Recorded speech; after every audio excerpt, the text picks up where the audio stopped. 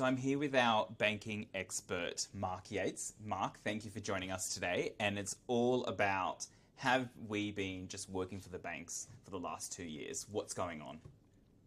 Interest rates definitely have been exceptionally high compared to historically. The position was around 0.1% back just post-COVID. And then around 2022, we had our sort of first move halfway through that year. And then by 2023, we're up to 4.1%. So that's in the space of what, 2 years? 12 months. 12 months. 12 months. So just over 12 months. And wow. Incredible rise, 400 basis points. So huge. Yeah. And to that end, we've had rates pretty much stay static at 4.35%. The Reserve Bank has currently got the rate at since around 2023 through till now. And hopefully, fingers crossed, looking forward to a rate cut this month at the next RBA meeting. And these high rates, what has that meant for real estate investments? Has it, been good or has it been bad?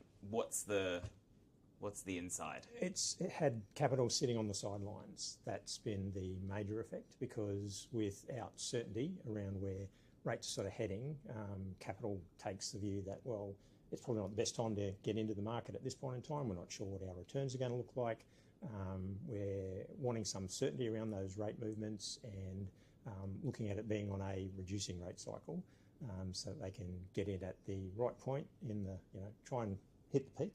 And as it's coming down, get those investments going to get the benefit of improved capitalisation rates for valuations, so you get your improved return there, and also better from an operational point of view. Like for our hotels, for instance, the high interest rates has had a big impact on discretionary spending. So cost of living with the high inflation has certainly made an impact on people's ability to be able to undertake discretionary spending on tourism-related items. So from our hotel's perspective, operations have been a bit hit in that regard, and it's also hit the corporate side of things as well. So corporate business travel, similarly, with high costs, has been curtailed a bit, and we're looking at that drop in interest rates, looking at bringing back some of that, both domestic tourism and that corporate travel. Yeah, so I remember back in 2023, it was a bit of a slogan, survive until 25. Yes. Are we at the 25? Is that true? What's your prediction for interest rates coming on the 18th? I think we're going to have a rate cut on the 18th. Yes, thumbs up. The position sort of moving forward is sort of the one that's a bit up in the air. The major banks, from a forecasting point of view, have basically, the majority of them said that they feel that there's about another 1% worth of cuts over the course of this year in total. So they're looking at the cash rate going down to about 3.35% by the end of this year. There's one outlier, ANZ, and they're sort of sitting at 3.85%. So they're only predicting 0.5% rate cut over the course of 2025. So if the majority of the banks are correct, then hopefully we'll see that 1% decrease over the course of the year, which would make a significant improvement to that cost of living scenario and that potential for discretionary spend. Because I suppose over COVID and sort of rolling out of COVID, we had a lot of savings from an individual's perspective over that period of time. And then we had the revenge travel. Oh yes, the revenge travel. Yes, when everyone sort of wanted to get back out into on the travel bug again. And sort of post that, as the inflation sort of hit and cost of living sort of hit, that's pulled back to a degree, both in that corporate and sort of domestic tourism side of things. But with those sort of rate cuts, we'd be looking for that to sort of improve coming into the current year. Yeah. And do you think the Reserve Bank of Australia will kind of go hard, with, though you said it's about 1%, do you think it will be kind of hard at the early on and then it will stagger, or do you think that will be quite uniform through the year? I know the Reserve Bank of New Zealand kind of went hard initially. What's your kind of sense of how do you think it's going to play out? I won't go as hard as New Zealand did, because New Zealand went to a far higher rate. They were in the fives from their base rate point of view from their Reserve Bank at the time. So they've been pulling back in sort of 500 basis points or 0.5%. 50 basis points, 0.5% increments, whereas we'll probably go in 25 basis point increments. And I think it'll be fairly spread over the course of the year. Again, the forecasting is sort of probably one each quarter over the course of this year to get us down to, by December, that 3.35 sort of mark. But over the course of this year, that they feel that it'll be fairly evenly spread. Yeah. But obviously that's obviously subject to the inflation data and the employment data. So if we Correct. still see it, going down, it might be sooner than later. Yeah, because the Reserve Bank has always put that caveat on all of their sort of meeting notes that we tend to get, that it's all subject to data. So if there are any sort of major movements to the negative compared to their forecasts, then that'll either put the brakes on for a period of time, or, as we had last year, there was a point in time where they were considering a potential rate increase as opposed to a reduction. So I can't see that happening during the course of this year, just based on the economic data. But that pullback and slow down always remains a possibility, depending on how our economy sort of tracks over the course of the year. Yeah.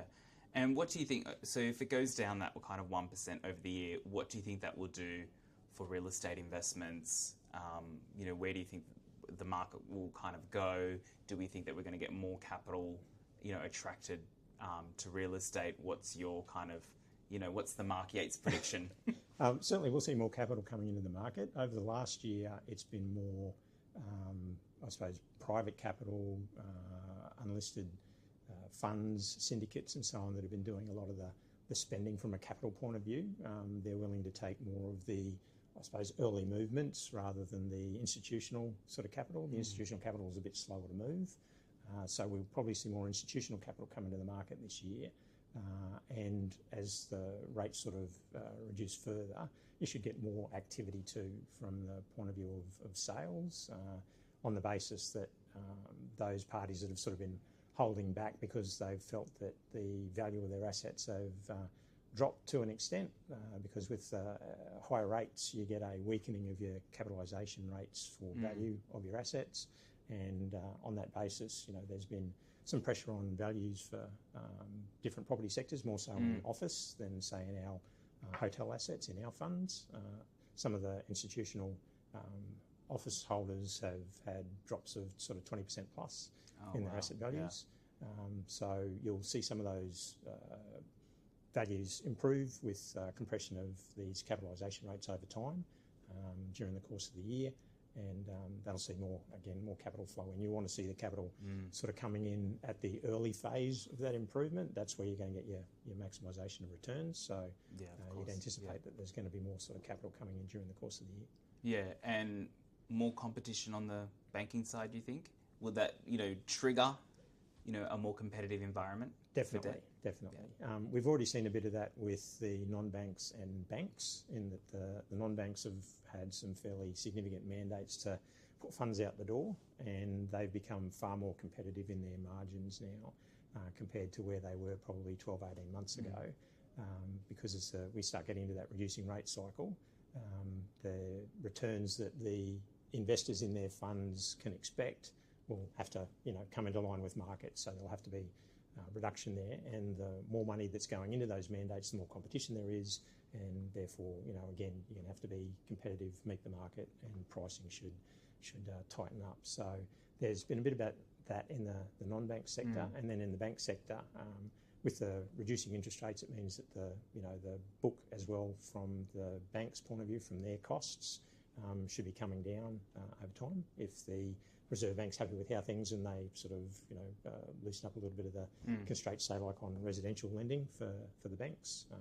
They've been loosening a bit of those requirements now, so that, borrowers can gain a bit more as they're seeing that rate cycle sort of shift to a reducing rate cycle. So the cost base for the banks too should be improving, and that should see their rates become a little bit more competitive also. Yeah, very exciting times ahead. No, thank you, Mark, and we're going to wait and see, and we'll test if your predictions are true. Thank you. Appreciate it. Thank you.